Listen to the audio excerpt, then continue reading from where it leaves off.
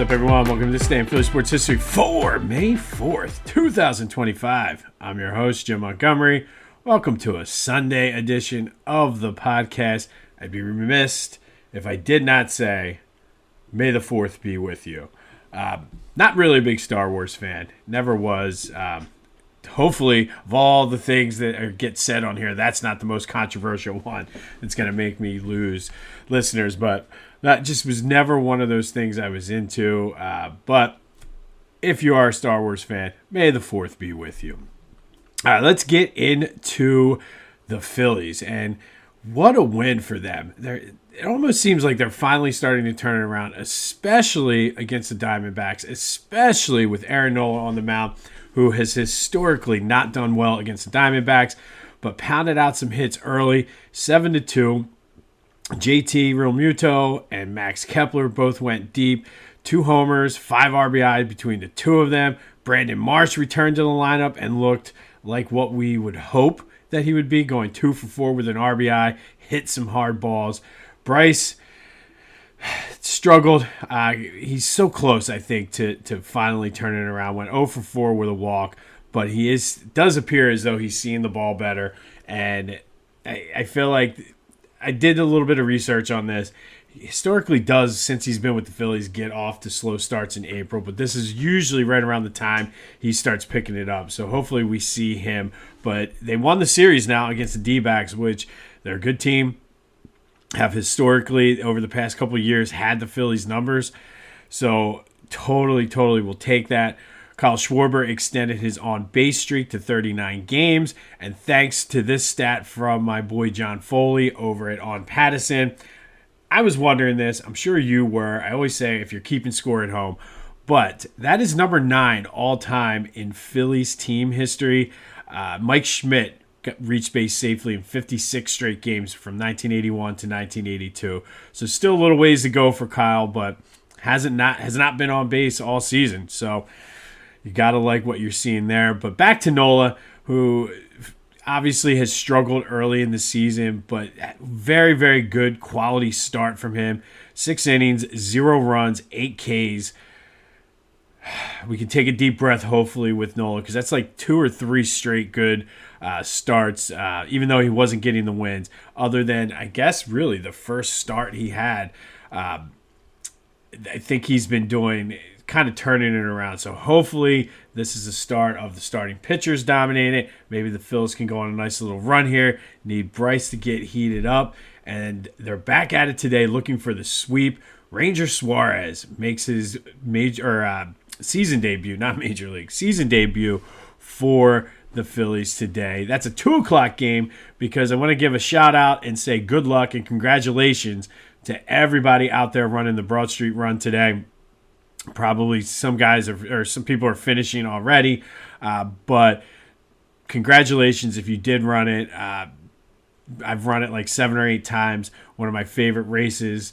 I'm in the process of trying to build my strength back up in my legs to start making one last run at the Broad Street Run, but always a fun day. So good luck and congratulations to everybody out there running the Broad Street Run. I did want to say too, yesterday, the sound was a little wonky. I'm not sure what happened there. And as I'm doing it now, it sounds fine, but I apologize for the sound being a little bit off.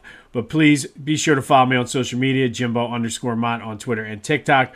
On Instagram, at Philly Jimbo. Subscribe to the YouTube channel, Jimbo_Mott, and continue to spread the word as we grow this thing. And don't forget, there's always highlights, photos, newspaper clips on my on my social media, including Facebook and LinkedIn. So be sure to check that out if you want a visual representation of what we're talking about. All right, so let's recap yesterday's question of the day. Figured we'd have a little bit of fun on a Saturday. And I said the Cowboys are not available. Who is the biggest Philly sports rival? Lots of great answers. That was all in honor of yesterday not being the best day for the Sixers-Celtics rivalry, for the Sixers anyway. But coming in first place with 42% of the vote, it's the Mets. Hard to argue that one. Really, really hard to argue. The Mets are always right there. So thank you, as always, for participating in the question of the day. There will be another one here later in the show. And I do want to say, kudos to the person who said New York teams just in general. Basically did a little bit of Tupac on them, said New York as a team, a fan base, and as a city. So shout out to the Hit 'em Up reference from Tupac. Union with a 2-1 win over Montreal yesterday. Mikel Ua scored in the 84th minute to give the Union the win as they still remain at the top. I think they're a point back of the Eastern Conference standings. So good win for them.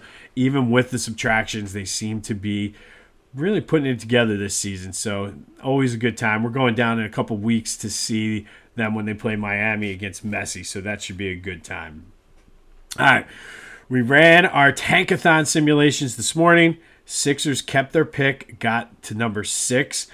And again, that is the second worst case scenario, I think. I think you're still going to get a good player at 6, but really want to see them move up to get one of the top 5 players there. But they kept it. So at least you have options and things to do if you keep the pick. And a good day for the Flyers as they look to actually do their draft lottery tomorrow, as they got the first pick in the NHL draft. Would love to see that and just what Danny and Keith have up their sleeves. I want to mention this because I did not get a chance to watch it, but I saw a couple of clips. The Eagles do a good job on their social media and through their website with a lot of the behind the scenes, the mic'd up, I forget what they call it, but the mic'd up and things like that. But they had about a 16-minute video of the behind the scenes in the draft room from this previous draft. And I got to say, Vic Fangio was ecstatic how he told him they got Jahad Campbell. So I'm anxious to watch the rest of that and just to kind of see what's going on.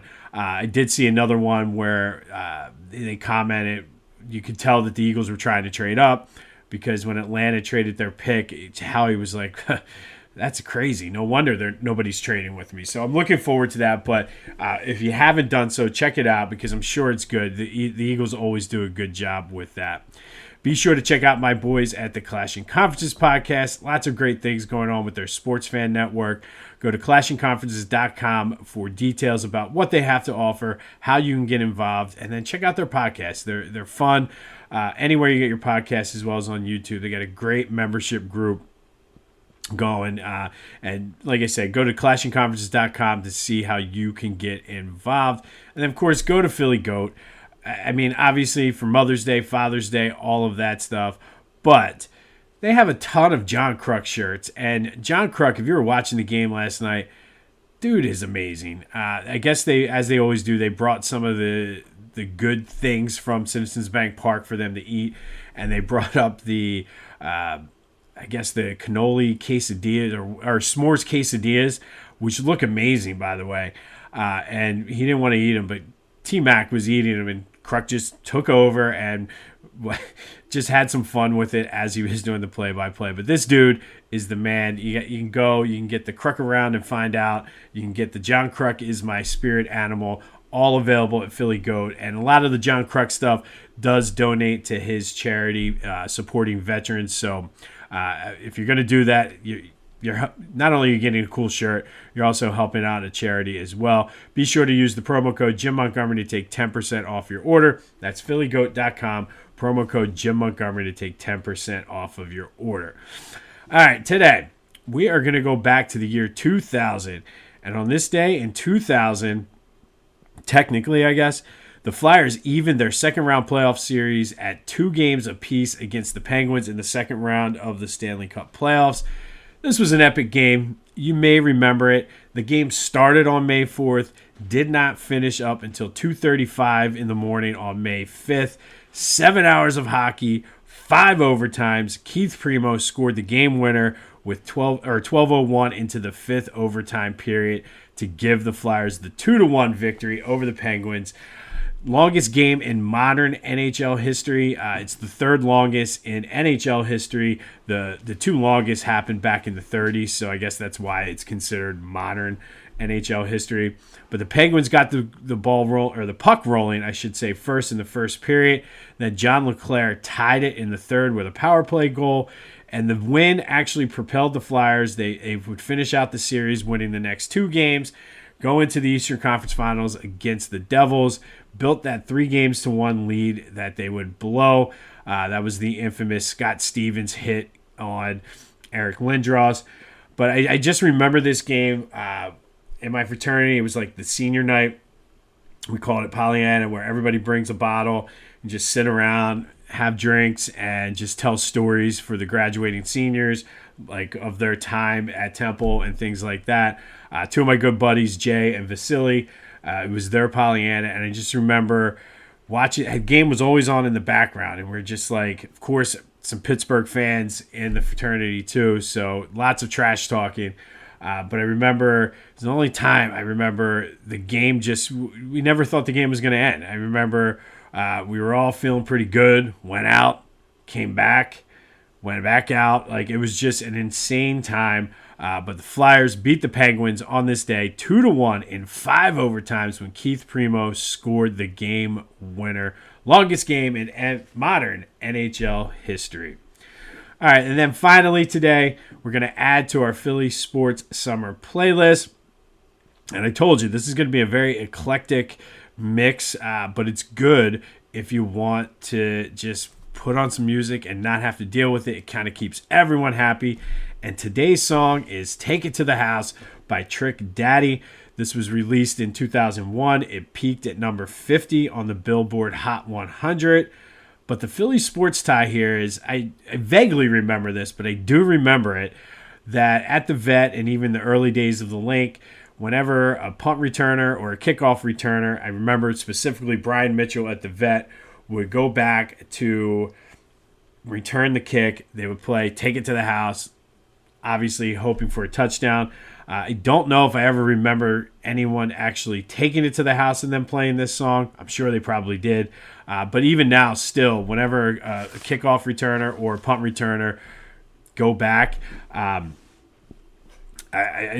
immediately goes into my head that song. So that's, to me, that's the staple of a good Philly sports song, is when situations come up during Eagles games or Phillies or whatever, that's your go-to song. So Trick Daddy, Take It to the House, is today's Philly Sports Summer playlist song of the day. And if you want a bonus song, and again, this is going to be eclectic, you can throw on KC and the Sunshine Band's Put On Your Boogie Shoes, which is the sample that Trick Daddy uses. So there you go. 2 good songs, very different genres, but nonetheless, 2 good songs for your Philly Sports Summer playlist. We'll continue to add to that tomorrow. On this day in 2000, Flyers beat the Penguins 2-1 in a 5-overtime thriller. Game started on May 4th, did not end until May 5th around 2:35 a.m. Longest game in modern NHL history. One of my favorite Flyers memories. The game coupled with the senior celebration. So that happened on this day in 2000. We'll have more on Eagles rookie camps. Not a lot of news coming out of there, which I assume is a good thing. Obviously, Campbell is not participating, but if there's any updates, we'll have that. We'll run our final tankathon for the Flyers tomorrow. We'll run another one for the Sixers as we keep going. And, of course, we will recap the Phillies game as they look to sweep the Diamondbacks with Ranger Suarez on the mound. This has been This Day in Philly Sports History for May 4th, 2025. My name's Jim Montgomery. Congrats to all the Broad Street runners out there. Go have yourselves a Sunday, and until next time, I'll see you when I see you.